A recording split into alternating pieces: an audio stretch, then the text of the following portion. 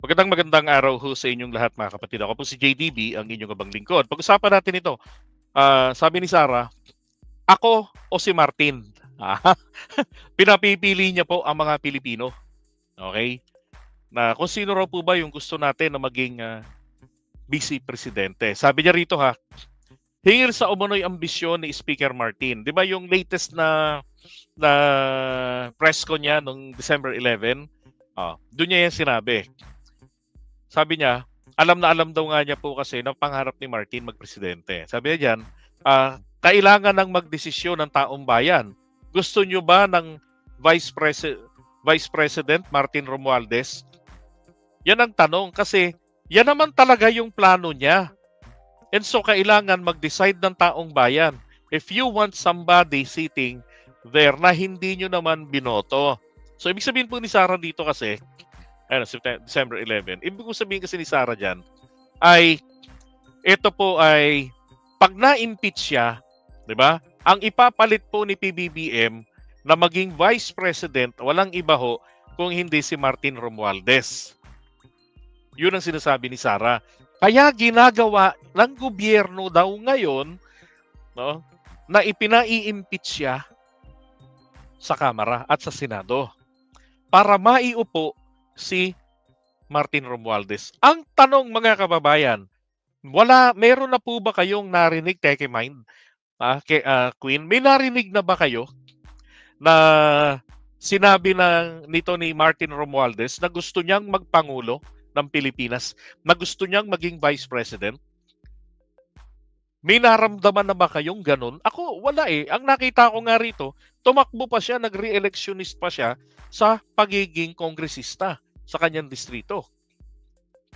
And to be honest, hindi ko po gugustuhin kung ako ay magkakaroon ng pagkakataon kung pipiliin ko si Martin Romualdez na maging Vice President ng bansa.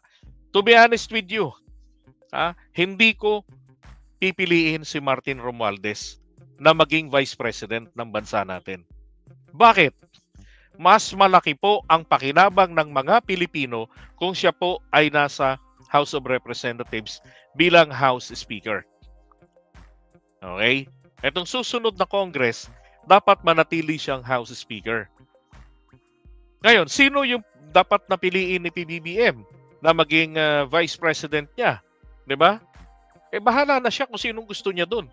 Pwede siyang mamili ho kasi sa kahit na sinong miyembro ng Kongreso ng Pilipinas. Di ho ba, JC Cheats? Pwede sa Senado, pwede sa House of Representatives. Nasa Pangulo po yung prerogative.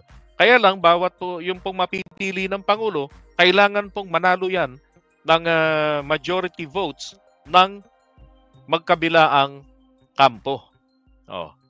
Sabi nga ni Robbie Ong, ako bet ko si Cheese. Pero ang pinag-uusapan po natin dito, ang punto rito, wala na naman ho sa hulog. Nanggagalit na naman po si Inday. Di ba? Ginagalit niya po yung 32 million point niya. Na kailangan mag-rally kayo, magdesisyon na kayo ngayon. O gags ka ba? Di ba? Yun yung basa ko rito ha. Yun po yung basa ko rito. Na gusto niyang mangyari ay magwala ang taong bayan. Isipin nyo, magdidesisyon tayo. Hindi po election season ngayon. Hindi po taong bayan na mag-i-impeach sana sa kanya. Diba? Kung hindi po yung mga representante ng taong bayan at iba't ibang sektor ng lipunan natin ang mag-i-impeach kay Sarah. Pero kaya hindi po tama. Wala ho sa hulog. Walang iba kung hindi yung tama. Tipong inciting to sedition ang ginagawang ito ni Sarah na magwala ang taong bayan, magrebelde sa gobyerno kasi ayaw nila na si Martin Romualdez. Putragis eh. Sa lahat na lang po ng tatanggalin sa gobyerno, sa lahat na lang ng mai-impeach, ito pa namimili ng magiging magiging kahalili niya no? Ay nako. Di ilabas nyo sa people power. Di ba nandiyan na yung mga trolls ninyo imported from Davao.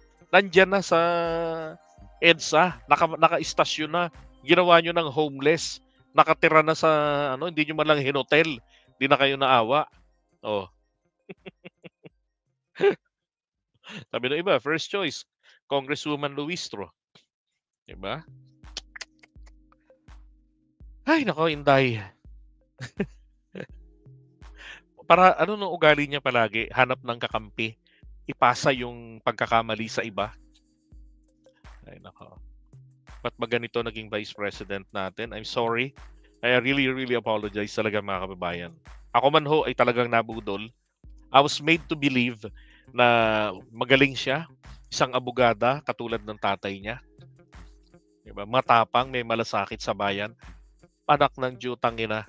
Paano kang magkakaroon ng malasakit sa bayan kung gusto mong isubo ang taong bayan sa gulo? 'Di ba? Para lang maprotektahan ka na manatili ka sa pwesto. Gumawa ka ng mali eh. Oh, kinangkong nyo yung pera, yung confidential funds. 'Di ba? Sabihin na natin na code name yung Mary Grace Piatos.